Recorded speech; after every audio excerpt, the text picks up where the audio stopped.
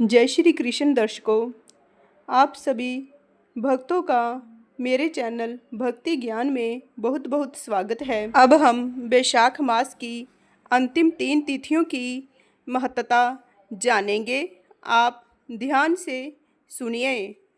श्रुतदेव जी कहते हैं कि राजेंद्र, वैशाख के शुक्ल पक्ष में जो अंतिम 3 त्रयोदशी से लेकर पूर्णिमा तक की तिथियां हैं, वे बड़ी पवित्र और शुभ कारक हैं। उनका नाम पुष्करिणी है। वे सब पापों का नाश करने वाली हैं। जो संपूर्ण वैशाख मास में स्नान करने में असमर्थ हो, वह यदि इन 3 तिथियों में भी स्नान करे तो वैशाख मास का पूरा फल पा लेता है। पूर्व काल में वैशाख मास की एकादशी तिथि को शुभ अमृत प्रकट हुआ। द्वादशी को भगवान विष्णु ने उसकी रक्षा की। त्रयोदशी को उन श्री हरि ने देवताओं को सुधा पान कराया। चतुर्दशी को देव विरोधी दैत्यों का संहार किया और पूर्णिमा के दिन समस्त देवताओं को उनका साम्राज्य प्राप्त हो गया। इसीलिए देवताओं ने संतुष्ट होकर इन 3 तिथियों को वर दिया। वैशाख मास की ये 3 शुभ तिथियां मनुष्यों के पापों का नाश करने वाली तथा उन्हें पुत्र पौत्र आदि फल देने वाली हों। जो मनुष्य इस संपूर्ण मास में स्नान न कर सका हो, वह इन 3 तिथियों में स्नान कर लेने पर पूर्ण फल को ही पाता है। वैशाख मास में लौकिक कामनाओं का नियमन करने पर मनुष्य निश्चय ही भगवान विष्णु का सायुज्य प्राप्त कर लेता है। महीने भर नियम निभाने में असमर्थ मानव यदि उक्त 3 दिन भी कामनाओं का संयम कर सके तो उतने से ही पूर्ण फल को पाकर भगवान विष्णु के धाम में आनंद का अनुभव करता है। इस प्रकार वर देकर देवता अपने धाम को चले गए। अतः पुष्करिणी नाम से प्रसिद्ध अंतिम 3 तिथियां पुण्यदायिनी, समस्त पाप राशि का नाश करने वाली तथा पुत्र पौत्र को बढ़ाने वाली हैं। जो वैशाख मास में अंतिम 3 दिन गीता जी का पाठ करता है, उसे प्रतिदिन अश्वमेध यज्ञ का फल मिलता है। जो उक्त तीनों दिन विष्णु सहस्त्र नाम का पाठ करता है, उसके पुण्य फल का वर्णन करने में इस भूलोक तथा स्वर्गलोक में कौन समर्थ है। पूर्णिमा को सहस्त्र नामों के द्वारा भगवान मधुसूदन को दूध से नहलाकर मनुष्य पापहीन वैकुंठ धाम में जाता है। वैशाख मास में प्रतिदिन भागवत के आधे या चौथाई श्लोक का पाठ करने वाला मनुष्य ब्रह्म भाव को प्राप्त होता है। जो वैशाख के अंतिम 3 दिनों में भागवत शास्त्र का श्रवण करता है, वह जल से कमल के पत्ते की भांति कभी पापों से लिप्त नहीं होता। उक्त तीनों दिनों के सेवन से कितने ही मनुष्यों ने देवत्व प्राप्त कर लिया, कितने ही सिद्ध हो गए और कितनों ने ही ब्रह्मत्व पा लिया।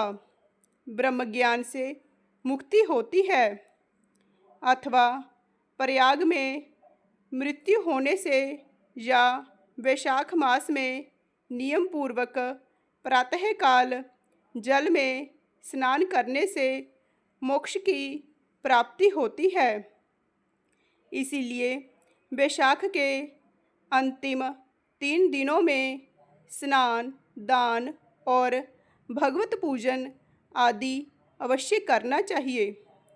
वैशाख मास के उत्तम महात्म्य का पूरा वर्णन रोग शोक से रहत जगदीश्वर भगवान नारायण के सिवा दूसरा कौन कर सकता है। तुम भी वैशाख मास में दान आदि उत्तम कर्म का अनुष्ठान करो। इससे निश्चय ही तुम्हें भोग और मोक्ष की प्राप्ति होगी। इस प्रकार मिथिलापति जनक को उपदेश देकर श्रुतदेव जी ने उनकी अनुमति ले वहाँ से जाने का विचार किया। तब राज ऋषि जनक ने अपने अभ्युदय के लिए उत्तम उत्सव करवाया और श्रुतदेव जी को पालकी पर बिठाकर विदा किया। वस्त्र, आभूषण, गौ, भूमि, तिल और स्वर्ण आदि से उनकी पूजा और वंदना करके राजा ने उनकी परिक्रमा की। तत्पश्चात उनसे विदा हो महातेजस्वी एवं परम यशस्वी श्रुतदेव जी संतुष्ट हो प्रसन्नतापूर्वक वहाँ से अपने स्थान को गए। राजा ने वैशाख धर्म का पालन करके मोक्ष प्राप्त किया। नारद जी कहते हैं, अम्बरीश, यह उत्तम उपाख्यान मैंने तुम्हें सुनाया है, जो कि सब पापों का नाशक तथा संपूर्ण संपत्तियों को देने वाला है। इससे मनुष्य भुक्ति, मुक्ति, ज्ञान एवं मोक्ष पाता है। नारद जी का यह वचन सुनकर महायशस्वी राजा अम्बरीश मन ही मन बहुत प्रसन्न हुए। उन्होंने बाह्य जगत के व्यापारों से निवृत्त होकर मुनि को साष्टांग प्रणाम किया और अपने संपूर्ण वैभवों से उनकी पूजा की। तत्पश्चात उनसे विदा लेकर देवऋषि नारद जी दूसरे लोक में चले गए, क्योंकि दक्ष प्रजापति के शाप से वे एक स्थान पर नहीं ठहर सकते थे। राजऋषि अम्बरीश भी नारद जी के बताए हुए सब धर्मों का अनुष्ठान करके निर्गुण परब्रह्म परमात्मा में विलीन हो गए। जो इस पापनाशक एवं पुण्यवर्धक उपाख्यान को सुनता अथवा पढ़ता है, वह परम गति को प्राप्त होता है। जिनके घर में यह लिखी हुई पुस्तक रहती है, उनके हाथ में मुक्ति आ जाती है। फिर जो सदा इसके श्रवण में मन लगाते हैं, उनके लिए तो कहना ही क्या है। इस तरह स्कंद पुराण के अंतर्गत वैशाख मास महात्म्य संपूर्ण हुआ। बोलिए कृष्ण भगवान की जय, लक्ष्मी नारायण भगवान की जय। जय श्री कृष्ण।